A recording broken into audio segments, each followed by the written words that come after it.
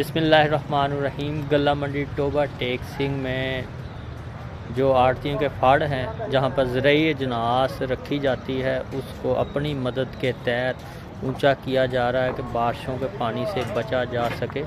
ये देख सकते हैं आप मनाज़र भी।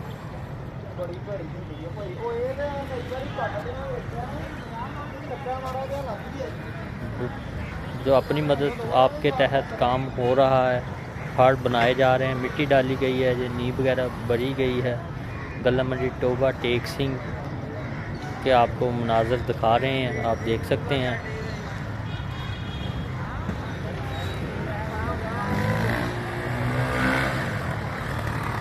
इधर भी काम होगा आस्ता आस्ता, इधर का मुकम्मल हो रहा है, दूसरी साइड भी मुकम्मल हो गई है। आस्ता आस्ता ये काम मुकम्मल होता जाएगा।